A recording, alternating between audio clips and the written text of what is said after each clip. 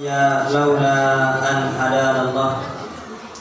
Allahumma sholli ala sayyidina Muhammadin. Allahumma sholli wa sallim wa barik wa ala alihi. Al-Fatih lima ughliqa wal khatim lima sabaqa. Nasiril haqqi bil haqq wal hadi ila siratikal mustaqim.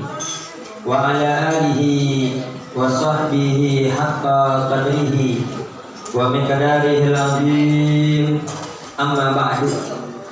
Yang saya hormati para orang tua, para sepuh, para tokoh masyarakat, para asatidzah, Al-Karam Al-Ustaz Taufik Alwi, Al-Karam Al-Ustaz Arsyad, Al-Karam Al-Ustaz Tatan Hamid Arif, hadirin hadirat yang dimuliakan Allah Subhanahu wa taala.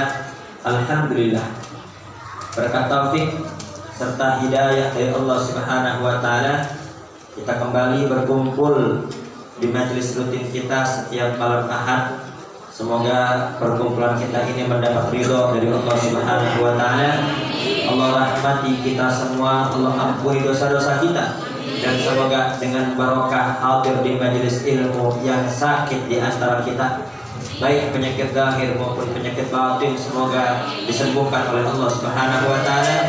Yang mengalami kesulitan, semoga dengan barokah Maulid Nabi besar Muhammad kesulitannya diganti dengan kemudahan, rezekinya diberkahi oleh Allah, hidupnya diperindah, dan semoga bertambah hari, bertambah dekat kita dengan Allah, bertambah jauh daripada dosa, dan semoga majelis kita ini dicatat oleh Allah sebagai amal saleh yang memudahkan kita untuk masuk ke dalam surga Allah Subhanahu wa taala. Amin. Allahumma amin. Bapak-bapak, ibu-ibu yang dimuliakan Allah Subhanahu wa taala, ketahuilah saat ini kita sudah berada di bulan Sya'ban, dan sebentar lagi kita akan memasuki bulan suci Ramadan. Semoga Allah Subhanahu wa taala memberkahi Sya'ban kita. Amin. Wa balighna Ramadan, semoga Allah panjangkan umur kita. Amin. Sampai bulan Ramadan. Amin. Allahumma amin. Perlu diketahui, di bulan Sya'ban ini banyak sekali peristiwa-peristiwa, hingga Sayyid Muhammad bin Alwi bin Abbas Al-Maliki, beliau menulis kitab khusus tentang Sya'ban. Mada fi Sya'ban, apa saja yang terjadi di bulan Sya'ban. Perlu diketahui bahwasanya tahwilul kiblat, perpindahan kiblat dari Masjidil Aqsa ke Ka'bah Al-Mukarramah itu terjadi di bulan Sya'ban. Jadi bapak-bapak, ibu-ibu yang dimuliakan Allah, itu ketika Nabi besar Muhammad berada di kota Mekah, itu Nabi besar Muhammad sholat bisa menghadap Ka'bah sekaligus bisa menghadap Masjidil Aqsa. Tapi ketika Nabi besar Muhammad hijrah ke Madinah, sampai di Madinah, ini Nabi seakan-akan harus milih mau sholat kemana ini. Kalau sholat menghadap Ka'bah, maka membelakangi Masjidil Aqsa. Kalau sholat ke Masjidil Aqsa, membelakangi Ka'bah. Tapi Nabi dapat perintah ketika di Madinah untuk sholat menghadap Masjidil Aqsa. Maka selama 17 bulan lebih itu Nabi besar Muhammad sholat bersama sahabat ke Masjidil Aqsa. 17 bulan berarti apa? Setahun lebih. Ya, setahun lebih sholat ke Masjidil Aqsa. Tapi selama sholat ke Masjidil Aqsa itu Nabi selalu dihina, selalu dicaci sama orang-orang Yahudi. Muhammad, kamu kalau mau ikut agama kita jangan setengah-setengah dong. Kalau mau ikut jangan kiblatnya doang, tapi ajarannya juga ikuti. Ini kiblatnya doang ikut kita ke Masjidil Aqsa, tapi ajarannya tidak mau. Ini benar-benar menyakiti hati Nabi. Karena Nabi menghadap Masjidil Aqsa itu tidak mengikuti mereka, tapi semata-mata karena perintah Allah. Nah, dan Nabi besar Muhammad tiap habis sholat selalu menghadapkan wajahnya ke langit. Habis sholat menghadapkan wajahnya ke langit. Kenapa?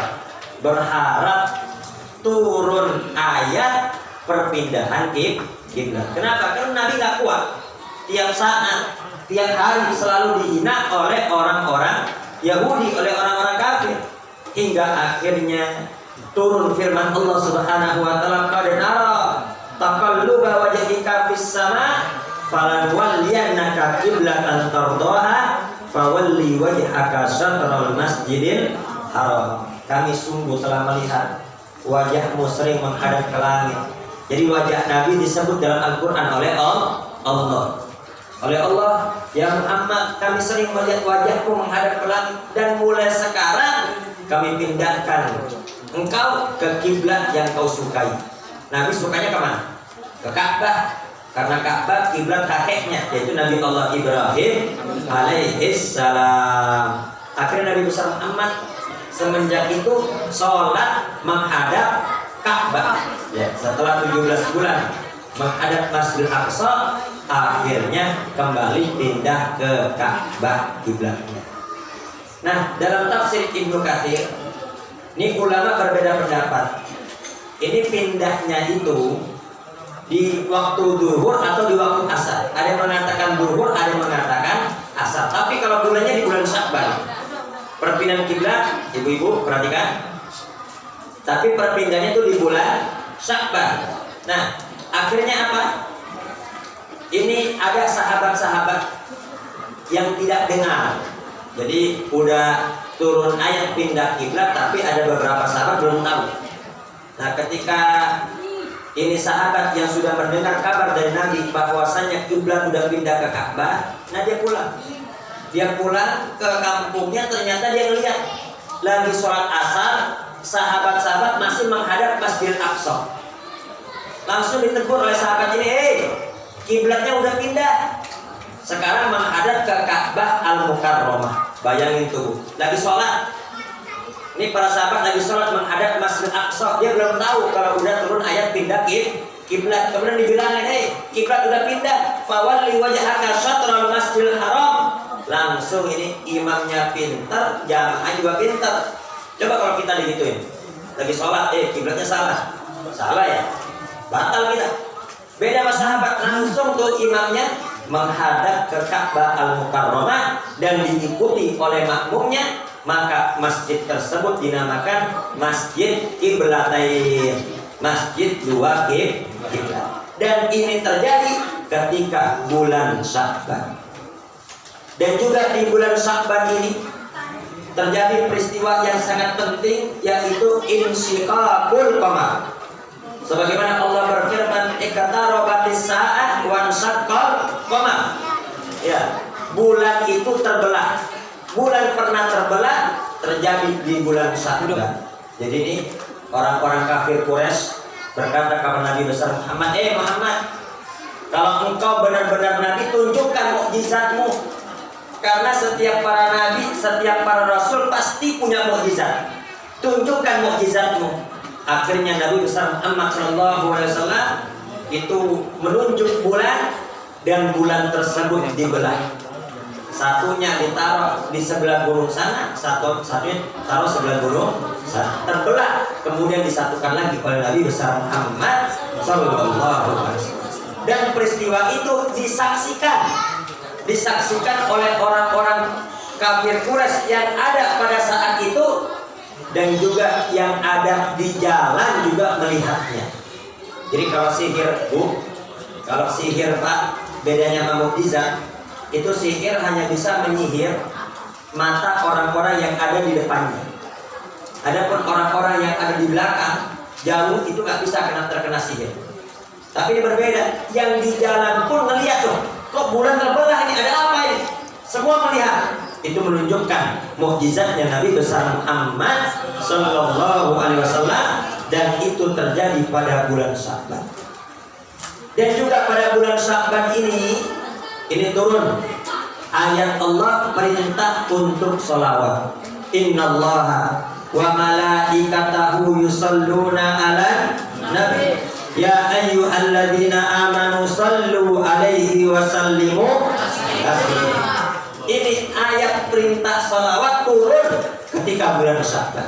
Makanya Bu, ayo nih, ini bulan Sya'ban, kita kencengin lagi sholawat kita. tambahin lagi Pak salawat kita kepada Nabi besar Muhammad Sallallahu Alaihi Wasallam. Dan apabila kita mau mentadabburi ayat ini, kita mau mengkaji ayat ini, maka kita akan mengetahui betapa hebatnya Nabi besar Muhammad, betapa mulianya Nabi besar Muhammad, betapa istimewanya Nabi besar Muhammad Sallallahu Alaihi Wasallam di sisi Allah. Ya, ini nggak pernah sampai riwayat kepada kita Allah memerintahkan haji dan Allah pun haji. Nggak ada ayat yang sampai kepada kita dan riwayat yang sampai kepada kita yang menjelaskan Allah juga haji.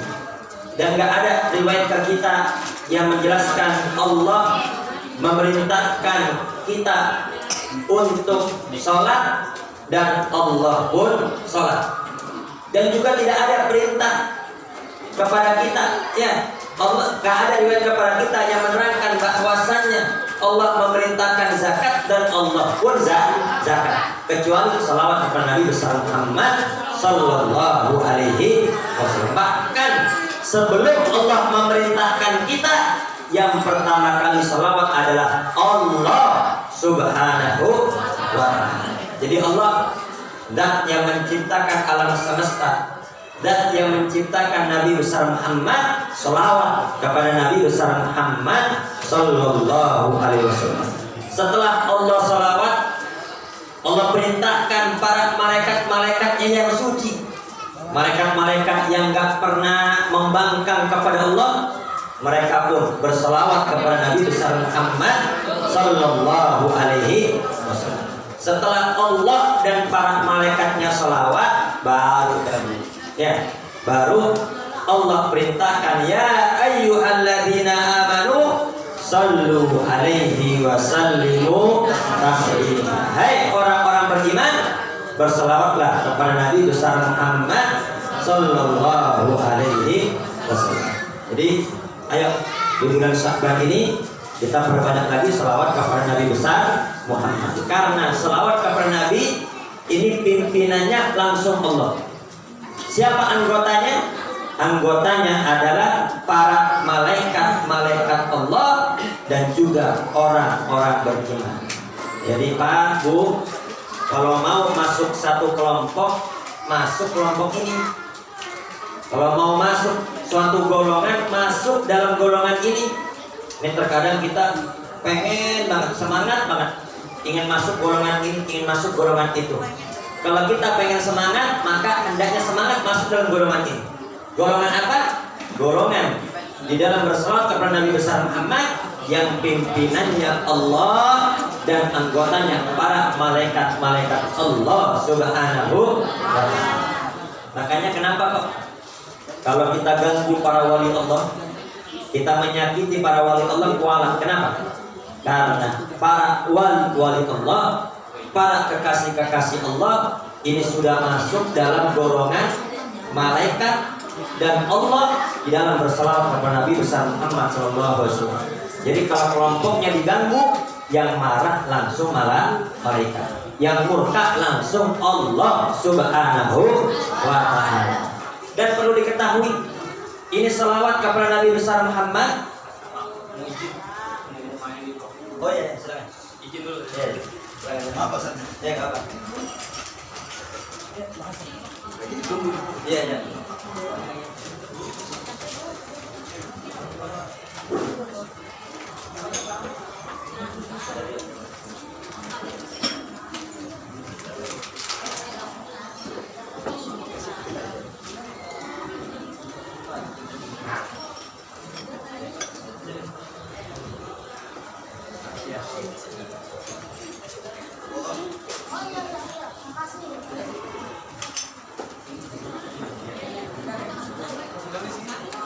Lanjut Pak ya.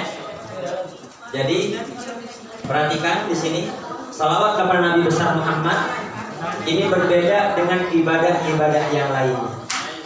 Ibadah sholat, ibadah puasa, ibadah haji, dan ibadah-ibadah yang lainnya ini bisa diterima dan juga bisa ditolak. Kalau sesuai dengan ajaran Nabi, ibadah kita diterima. ikhlas karena Allah, ibadah kita diterima. Tapi kalau ibadah kita nggak sesuai dengan anjuran Nabi dan nggak ikhlas karena Allah, maka sebanyak apapun ibadah kita tidak akan diterima, kecuali salawat kepada Nabi besar Muhammad Sallallahu Alaihi Wasallam. Itu salawat kepada Nabi pasti diterima, nggak mungkin ditolak.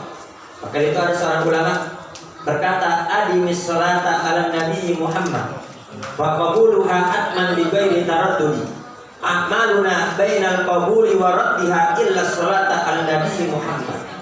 Dawamkanlah, terus meneruslah, istiqomahlah di dalam berselawat kepada Nabi besar Muhammad. Kenapa? Karena selawat kepada Nabi pasti diterima, gak mungkin ditolak. Adapun amalan-amalan yang lainnya itu mungkin diterima, mungkin ditolak, kecuali selawat kepada Nabi besar Muhammad Sallallahu Alaihi Wasallam. Jadi selawat kepada Nabi itu pasti diterima. Kenapa?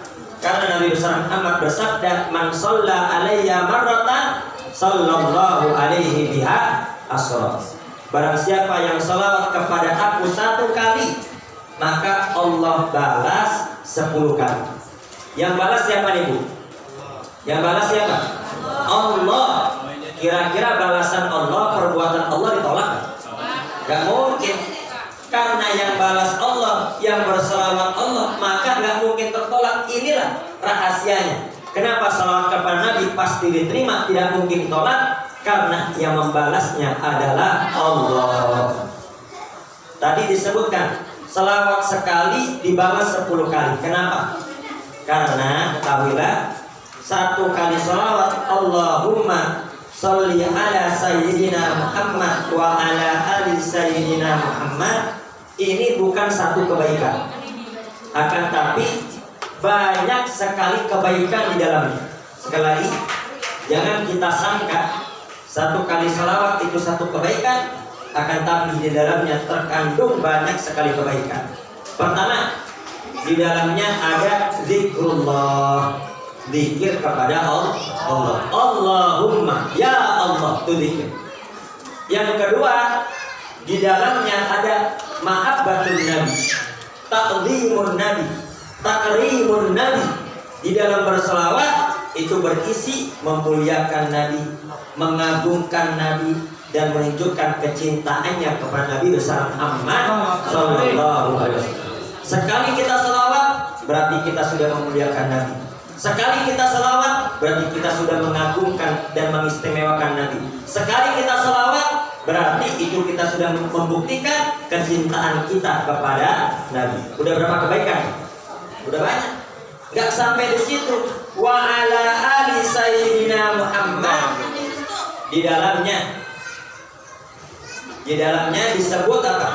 Keluarga Nabi besar Muhammad Sallallahu Alaihi Wasallam. Nah, yang mana inda dzikris sholihin tanzilur rahmah. Ini ibu, ini tolong jangan ngobrol nanti sebentar lagi. Ya, ini kita nggak konsen jadi. Baik, sebentar lagi. Ya, sebentar lagi, nggak lama.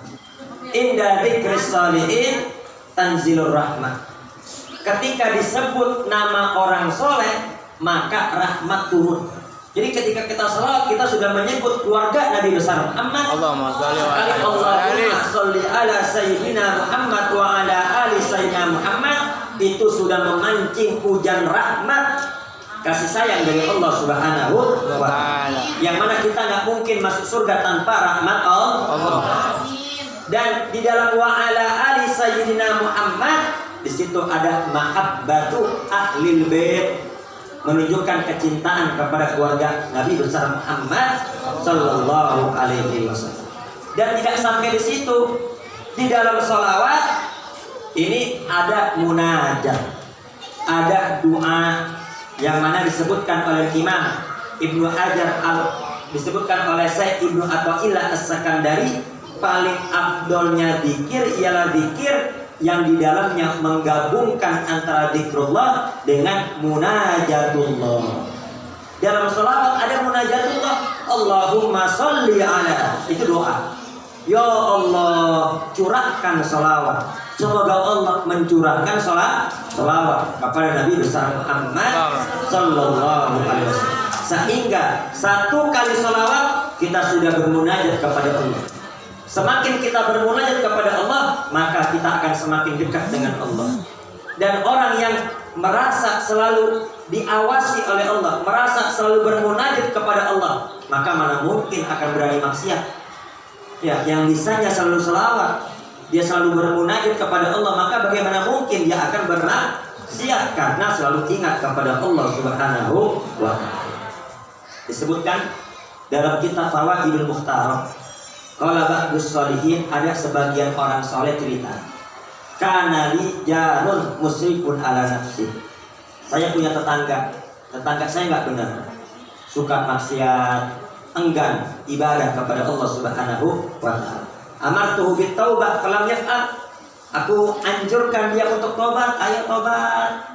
Mau sampai kapan nggak sholat? Ayo tobat. Mau sampai kapan jauh daripada Allah? Ayo tobat. Kita udah tua, sebentar lagi akan kembali kepada Allah. Falam yaf'al, nggak mau tobat. Akhirnya setelah sekian lama, singkat cerita, tetangganya ini wafat. Ketika tetangganya wafat, malamnya nih orang soleh mimpi, ternyata tetangganya yang dulunya nggak pernah ibadah sedang berada dalam kenikmatan surga. Ini orang soleh bertanya, bima nilta hadhil manzilah? Hei fulan, dengan sebab apa engkau bisa masuk ke dalam surga? Apa kata dia? Dulu aku pernah hadir di majelis ilmu. Ini pentingnya nih. Ini pentingnya hadir di majelis ilmu. Aku pernah hadir di majelis ilmu, kemudian gurunya itu menyampaikan suatu ucapan, man rafa'a sautahu bis sholati ala Muhammad wajabat lahul jannah.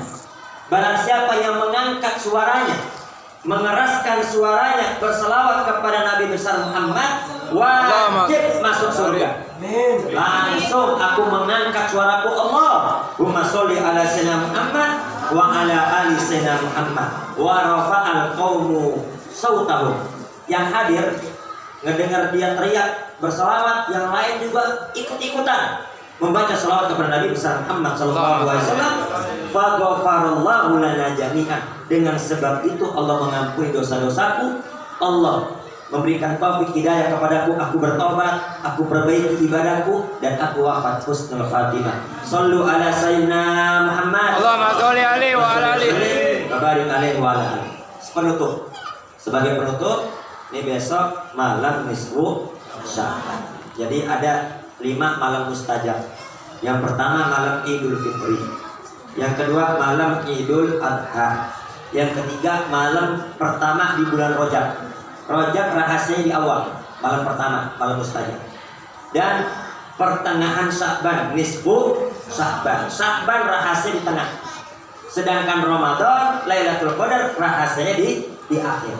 Nah, ini besok insya Allah malam nisfu Sya'ban. Yang mana itu pada malam nisfu Sya'ban Allah Subhanahu wa ta'ala mengampuni semua dosa-dosa hambanya. Jika diriwayatkan yaghfiru adada kulli sya'rati ghanami kalbin. Allah mengampuni dosa-dosa hambanya sebanyak jumlah rambut kambingnya kalb. Ini jangan sampai salah paham. Karena yang salah paham, ghanami kalbin diartikan apa? Sebanyak rambut kambing anjing. Nah, ini kalbun itu artinya anjing. Tapi di sini ada kulli sya'rati ghanami kalbin, sebanyak rambutnya kambing-kambing Bani Kalb. Jadi di Mekah itu, di Arab sono ada suku Bani Kalb. Nah, ini nama suku nih, bukan nama anjing. Ada suku Bani Kalb yang kambingnya paling banyak. Nah, rambut kambing bisa kehitung nggak, Bu? Enggak. Itu kata Allah, di malam nisfu Sya'ban Allah memberikan ampunan kepada hamba-hambanya sebanyak jumlah rambutnya, bulu kambingnya Bani Kalb. Semua dapat ampunan kecuali orang-orang yang musyahid, orang-orang yang musuhan, yang masih belum tegur sapa dengan tetangga, dengan saudara, dengan keluarga. Makanya jangan sampai ada musuhan, ya. Yang musuhan cepat-cepat bai'at agar kita dapat ampunan Allah Subhanahu wa ta'ala. Kemudian biasanya kita pada malam nisfu Sya'ban ngapain? Baca Yasin sebanyak 3 kali. Nah, ini diprotes. diprotes sama saudara-saudara kita dari kalangan Salafi Wahabi. Ya, tentunya apabila mereka tidak mau melakukan baca Yasin 3 kali, itu hak mereka. Akan tapi ketika mereka melarang-larang kita baca Yasin 3 kali, itu mereka salah. Ya, kalau mereka nggak mau Yasin, silahkan, tapi jangan melarang orang ya Yasin. Nah, kita baca Yasin 3 kali, itu namanya tawassul bil a'malis sholihah. Tawassul dengan amal soleh. Sebetulnya nggak harus Yasin. Mau khataman Quran misalnya, di sini mau bikin khataman Quran, habis itu doa, boleh. Atau habis itu baca surah Al-Baqarah, boleh. Tapi kenapa kok Yasin yang dibaca? Karena kalau Al-Baqarah kepanjangan, baca Al-Baqarah belum tentu nih pada hadir. Ya, kenapa yang dipilih Yasin? Karena Yasin sedang nggak kepanjangan. Lagi pula Nabi besar Muhammad bersabda, Yasin 5 quri'at lah. Yasin sesuai dengan apa yang diniatkan. Niat apa saja baca Yasin, insya Allah dikabulkan oleh Allah Subhanahu wa Ta'ala. Jadi baca Yasin 3 kali itu namanya tawassul bil a'malis sholihah, tawassul dengan amal soleh, dan ini diriwayatkan oleh Al-Imam Al-Bukhari wal Imam Muslim. Ini kisahnya panjang. Kan ada tuh 3 orang yang di hutan, yang akhirnya batu jatuh, ketutup tuh gua. Ya, ketutup guanya. Akhirnya apa? Semua 3-tiganya bisa lolos berkat tawassul dengan amal soleh. Ini saya nggak cerita karena udah kepanjangan. Sebagai penutup, lalu bagaimana dengan sholat nisfu Sa'ban? Nah, sholat nisfu Sa'ban ini nggak ada. Ya, sholat nisfu Sa'ban ini nggak ada. Nah, jadi bagaimana kalau kita mau sholat tasbih? Jadi kalau mau sholat tasbih. Yang mana yang namanya sholat tasbih dianjurkan. Mau malam nisfu Sa'ban, di luar nisfu Sa'ban dianjurkan. Bahkan Rasul berpesan kepada pamannya Sayyidina Abbas, ya sholatlah tiap malam. Kalau nggak bisa tiap malam, minimal seminggu sekali.